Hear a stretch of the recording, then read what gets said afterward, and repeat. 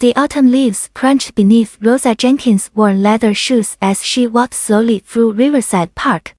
At 72, she moved with quiet dignity, her silver hair catching the afternoon sunlight. She paused near the old oak tree, remembering countless mornings she had spent here reading case files decades ago. "Hey! You there!" The harsh voice shattered the peaceful moment. Officer Mike Turner strutted toward her, his hand resting on his belt. His pale face twisted with suspicion as he approached the elderly black woman. "What are you doing here?" Turner demanded, blocking her path with his broad frame. "This is a nice neighborhood. You lost or something?" Rosa straightened her shoulders, meeting his gaze steadily. "Good afternoon, officer. I'm simply enjoying a walk in the park." "Don't give me that tone," Turner snapped, stepping closer. "I need to see some identification. Now. May I ask why?" Rosa's voice remained calm, though her heart quickened. She had faced men like this before. "Because I said so. You people always think you can just wander around wherever you want." Turner's face flushed red as Rosa remained composed. "You think you're better than me, old woman." He grabbed her arm roughly. "I asked for ID." "Officer, please remove your hand," Rosa said firmly, her voice steady despite the pain shooting through her frail arm. "I have done nothing wrong." "Nothing wrong?" Turner's grip tightened. "Suspicious activity, failure to comply, resisting you. What's going on here?" 20-year-old Tommy Chan had been skateboarding nearby when he noticed the commotion.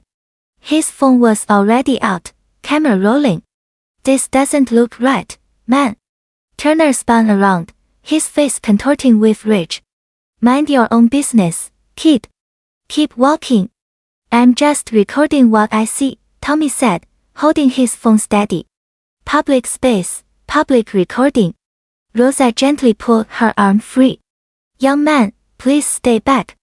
"Officer, I understand you're doing your job, but shut up." Turner yanked out his handcuffs. "You're under arrest for disturbing the peace and resisting arrest." Tommy's camera captured every moment as Turner reached for Rosa's wrists. "This is crazy. She's just an old lady." "Officer Turner, this is unnecessary," Rosa said, her voice carrying decades of authority. As Turner moved to cuff her, Rosa's patience finally reached its limit. "Officer Turner, I am Judge Rosa Jenkins, retired from the Federal District Court. I sentenced your former colleague Marcus Webb to prison for civil rights violations 3 years ago." Turner's hands froze mid-motion. The color drained from his face as recognition dawned. You're... Yes, I am." Rosa's voice carried the weight of 30 years on the bench. The same judge who has overseen dozens of police misconduct cases. At that moment, Captain Sarah Mills' patrol car screeched to a halt. Tommy had called 911 during the confrontation. Mills stepped out, took one look at Rosa, and her expression shifted to horror. "Judge Jenkins." Captain Mills rushed forward, her voice trembling. "Ma'am, I am so sorry." "Turner, step away immediately." Turner stumbled backward, his face pale as snow. "Captain, I didn't know. She wouldn't show ID." "You fool," Mills whispered harshly. "Do you realize what you've done?" Rosa straightened her jacket with dignity. "Indeed, Captain." "Indeed." Captain Mills immediately took charge of the situation.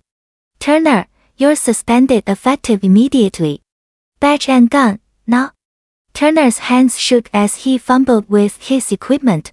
"Captain, please, I was just what? Assaulting a federal judge." Mills' voice cut through his excuses. "You're facing criminal charges." By now, a small crowd had gathered. Tommy's live stream had gone viral, and neighbors began arriving. Mrs. Patterson from the corner house gasped when she recognized Rosa. "Judge Jenkins. You helped my son when he was wrongfully arrested." Rosa stepped forward, her voice carrying across the growing crowd. "This moment represents both our greatest challenges and our brightest hopes." Officer Turner's actions today show us how far we still must travel. But look around you. She gestured to the diverse group of supporters. Young Tommy here chose courage over silence. Captain Mills chose justice over protecting her officer. Change happens when good people refuse to stay quiet. The crowd murmured in agreement. More phones appeared, capturing Rosa's words. We cannot let hatred win, Rosa continued. We must build bridges, demand accountability, and never stop believing that justice will prevail. Today proves that truth still matters. Captain Mills nodded firmly. Turner will face the full consequences of his actions. Within hours, Turner was officially charged with assault, civil rights violations, and abuse of power. The video evidence made the case ironclad. Local news stations picked up Tommy's footage, sparking conversations across the city. Rosa stood before the cameras that evening, her voice unwavering. Today reminds us that change is possible when we stand together. This young man's courage, Captain Mills' swift action, and our community's support prove that justice can triumph over prejudice. The park where it all began became a symbol of hope. Families of all backgrounds gathered there daily, sharing stories and building understanding. Tommy started a youth advocacy group, while Captain Mills implemented new training programs. Progress isn't just about punishing wrongdoers, Rosa told reporters. It's about creating systems where Officer Turners can flourish, and where voices like ours are heard and respected. The elderly judge smiled, watching children play where hatred had tried to take root. Today, justice won. Tomorrow, we continue building the world we want to see.